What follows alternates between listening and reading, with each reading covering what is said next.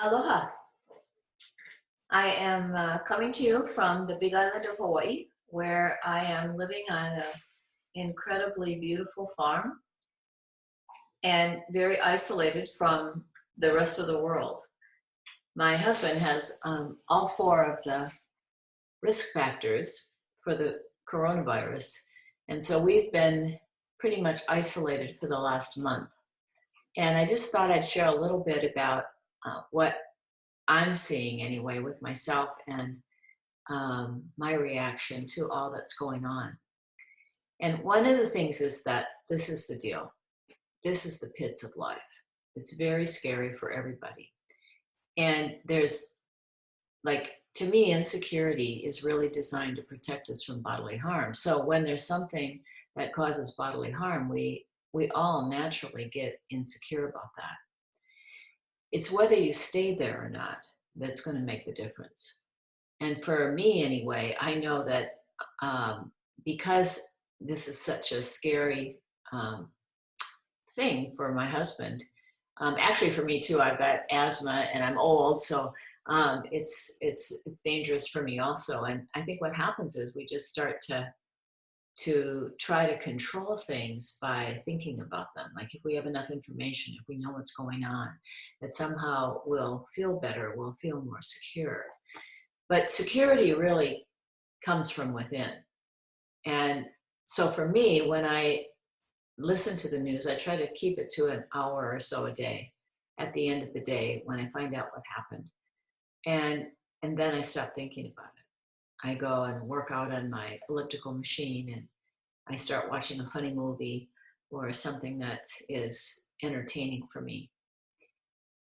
And as I do that, that feeling of tension, that feeling of tightness, that feeling of stress will leave my body. I think what I feel anyway is that I'm so grateful that I know that even though this is happening in the world, that even though there are possibilities of bad things happening, I have the ability to stay calm and to really use my own wisdom and common sense. And that's super important to me. Like, you have to use common sense. You can't walk around and think because you're in a high level of consciousness that somehow you won't be impacted by the reality you're living in. That's ridiculous. So take care of yourselves, use your common sense, and stay home. Like, wow, what a great thing for people. Like, to me, this is like life's way of doing a huge time out for the earth. Because there is no way the whole earth would come to a standstill like this.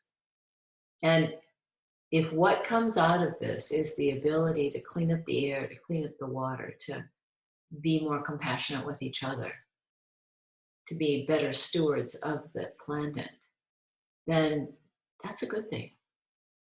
That's a good thing.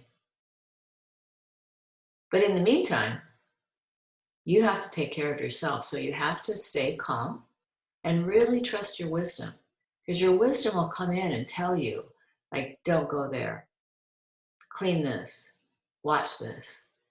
And as you do that, you become better at living life without germs. The other thing I noticed was how consciousness works, right?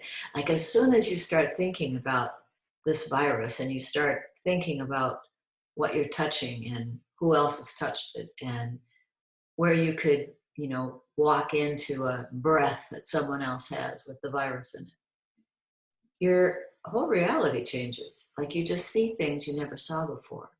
You react to people in ways that you would never have reacted in the past. So to me, it's like you just get to really see the power of thought and consciousness as you become more aware of taking care of yourself. Now, if you become more aware of everything that's happening that's really bad, one of my friends wrote something on the Facebook that was like, oh my God, thousands of people are dying, which is true. But if you focus on that, your state of mind will drop. If your state of mind drops and you're more stressed, you're actually more vulnerable to it than if you stay in the healthiest state of mind you could be in. So that's my 2 cents for it. It's like, yeah, we're all in this together, but how you're in it is going to be determined by your own state of mind. Like if you understand that your fear is coming from your thoughts, even though there is something to be insecure about and afraid about, then you're able to do something about it. You're able to get through the day, to sleep at night, to really remain calm and enjoy the time you have at home with your loved ones, connecting in ways that people haven't connected. Like I have several clients that actually, because they're home all the time doing nothing, their state of mind has increased and gotten much better because they're not running around doing a million things. It's kind of funny to watch them and how they're talking about how they really love connecting with their families and getting work done around the house and really slowing down. But just the fact that people have to slow down, their health comes out more. It's just built in. They're not doing anything to be healthy. They're just slowing down, being more present. And that's the power that we have within us, that we can get back to that place of mental well-being. The insecurity is there to alert you, like danger, you got to use common sense here. You have to deal with this reality. But how much you suffer with it and how insecure you get and how much you stay there, that's another thing. That's something that that more you have an understanding of the principles, the less you are freaked out. Or the less you stay in a freaked out mode. I can't say that I've been not freaked out from time to time. It's a helpless feeling, isn't it? Because lots of people aren't using common sense. Lots of leaders aren't using common sense. They get caught up in their insecure thinking about money, power, and some arrogance about how they're not going to be affected by this. So everybody's going to be affected by it. How much you suffer, that's in your hands. So I hope that you are doing well. I hope that this has been some help to you. And just know that, you're not alone. We all are getting insecure about this. And it's just a matter of really understanding that you don't have to stay there. So with that, I bid you adieu. Aloha.